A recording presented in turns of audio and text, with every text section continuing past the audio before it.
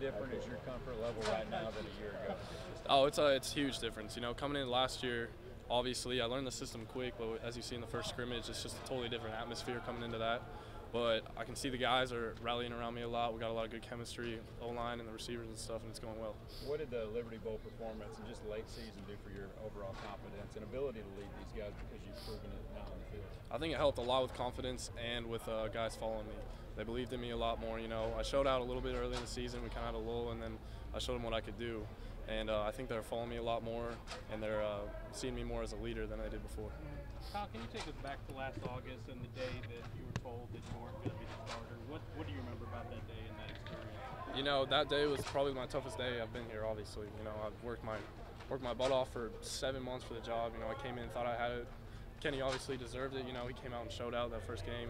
And but that day I broke down pretty hard. I didn't know what I was going to do, but had a lot of talks with people close to me. You know, they said, stick with it. You know, you're a good player, you're a good person, you're going to get what you want. And I just stuck with it and ended up working out. How did Jake and Coach Sumlin tell you? They just came in, brought me in their office, you know, just like anything, it's business, you know. They told me straight up, they said, Kenny's going to start the first game, you're going to have a chance to win it back, so don't bow out right now, you got to stay in this. Kyle, you had such a spirit of competition at this time last year. What's it like now that you're the guy? How do you handle that? Well, I mean, I got a lot of competition with Connor McQueen too, don't get that wrong. He's out here doing good, but it's good to know that there's not something over my shoulder at all times, but it doesn't mean I'm not out here working and competing. I'm competing the same way I did last spring as I am right now, and it's not going to change my mindset. We're getting better every day out here. I'm making guys make sure they compete at receiver spots and line spots too.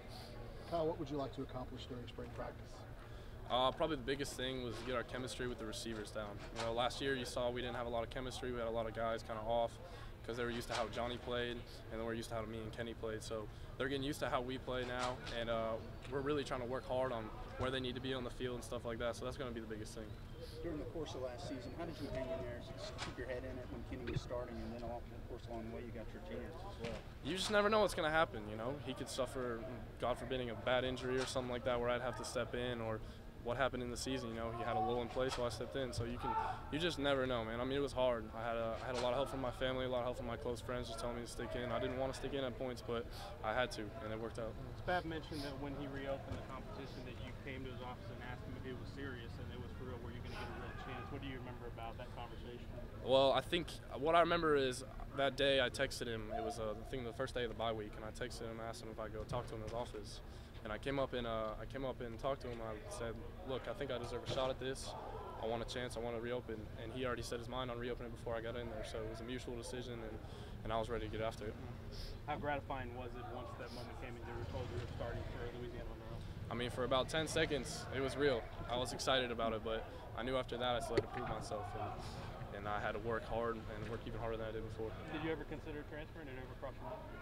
You know, I mean, thoughts like that always cross your mind when you're not playing well, but through my family and all the people around me, they said, don't think about that. You just got to think about where you're at right now, and if it ever comes to that, we'll get to that situation, but nothing serious like that. You mentioned McQueen, also Kyler Murray's going to come in. They're going to be in the position you were in. How does that help you that you were in that position just recently trying to dethrone somebody? You know, it probably helps a little bit, but as of now, my focus is on spring and stuff. Fall camp's a long ways away. I'm here with the guys right now. When Kyler gets in, we're going to get him up to date, and he's going to get the best shot he can. He's an amazing player, never lost a game in his life, so he's going to come in and compete, no doubt about that. So he'll be ready, I'll be ready, it'll be fun. I know you have some idle time, and after the bowl game, certainly you couldn't have been immune to all the talk that fans had about Kyler and the recruiting class and all that. What do you think when people talk about him in such a glowing way, considering that you're the incoming starter? He deserves it. Kid's never lost a game in his life. He's a Texas legend. I know everyone here is from Texas. I'm from Arizona, so I don't get that love yet. But I mean, he's a legend around here. So he's gonna step in. He's gonna have to put the work in just like I did. But it's gonna be a fun competition. How valuable were those last 4 or 5 games of the season to have the kind of experience on the field going into this fall? No doubt it was huge. I mean, game experience is like nothing else. You can't recreate what happens in the game in practice. I got so many different looks from different teams, from different defenses. I mean, none of the last 5 teams ran the same defense week to week. I mean, we were switching up our whole game plan every week, so it made me very versatile. We had a bunch of different looks, and it helped me out a lot. Speaking of being from Arizona, some of us hadn't had a chance to ask you about that, how you ended up here from Arizona in terms of that process. I mean, really, I didn't really care where I ended up location-wise. A lot of people want to stay in Texas, which Texas is great football. That's why I came here. But I mean, being from the West Coast, I was just looking around the whole country, and really for me, it was the people around here, the coaching around here, how they were as people, not as coaches, and the people in the city. It wasn't much football stuff. I just knew SPAV was going to get me where I needed to be, and I knew I was going to feel comfortable here. You took a long visit, I think like a 3-day visit with Christian and Coylin Cunningham, was it? A couple springs ago during recruitment. What was that trip on? I think that trip was for a spring game, and I think that really opened up my eyes, but I think more than anything it opened up Christian's eyes to what it was like, because I think that was his first trip he ever took for anything, and I think that was huge for him, and obviously as you can see him running around out here, that was a huge gift for us. He's going to be one of the best guys on the field this year. He works like it, and he plays like it too. You can see him out there right now catching balls, getting that extra work in. Not many guys do that out here, and so he's setting a tone.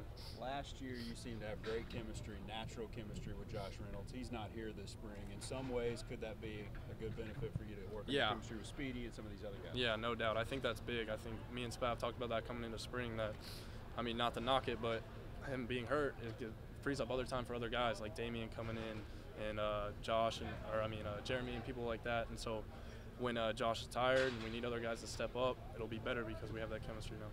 Did you kind of feel more comfortable throwing to the right side of the field? Is that just natural for you as a head-spinning true freshman? Do you feel like that's going to progress as you're... I don't really think I ever thought into left or right. I think it was just matchup type deal. I was comfortable with Josh all through spring and fall. I think you saw I threw to him a lot more, and I'm getting with Speedy a lot. Me and Speedy, especially this spring, even though he got hurt yesterday, we've been working. He knows he needs to work now. He knows it's time, and we've been working, so we're on the same page now. How big a contrast was it, the first start against Louisiana Road to the next start against Auburn, in terms of how you felt? It was big. You know, the first start, I feel like they really brought down the playbook for me, which they needed to do, and I came in nervous. I'm not gonna lie, even though it's Louisiana Monroe, you're playing in front of 105,000 people. You know, you step on the field, you look around, there's people everywhere. You know, I come from a high school where I'm lucky if 1,000 people come to my game. So I think going into that game and then going into Auburn after that, I always love playing on the road more, just to shut people up, honestly. And I felt comfortable, I felt focused, and I felt like a leader on the team. And people rallied around me after that first series, and it was a lot better. Did someone, I can't remember if one of the teammates said that they had encouraged you to talk to the team before the Auburn game. What do you remember about the pregame? Yeah, well, about a week before, my quarterback coach back home, who I'm really close with, he's like brother to me, he called me and he was just distraught because he saw how we played last week. He was at the game, actually. He saw how we played, and he saw how the people were on the sidelines and how we were just dazed. It's like we didn't even want to be there. And he called me. He was like, "Look, you got to talk to the team, or we're not going to do anything. Like you guys are gonna be bad. You're gonna play awful." And so he said that, and I think Julian came up to me. Yeah, he came up to me right before the game. He was like, "Look, you got to talk to him." So I got in there, I talked to him. I think they liked that. They didn't see that much around here lately, and they liked that, and they rallied around it. Just in your opinion, how much better of a quarterback are you than that guy that made that first start against ULM? Oh, way better. Leaps and bounds better. I'm a lot more mature now. I'm a lot more confident, and I think it was more of a confidence and mature thing than anything. I mean, I always had the X's and O's down and stuff like that, but when you get on the field, you get big eyes and stuff like that. So I'm a lot more comfortable, more down to earth with the game and stuff, and so it's a lot easier for me. Do you have any kind of relationship with Johnny, or what is your relationship with Johnny? Not much. You know, I talked to him on my visit a little bit. He texted me a couple of times. You know, I'm not very close with him at all. I just got to talk to him a couple times.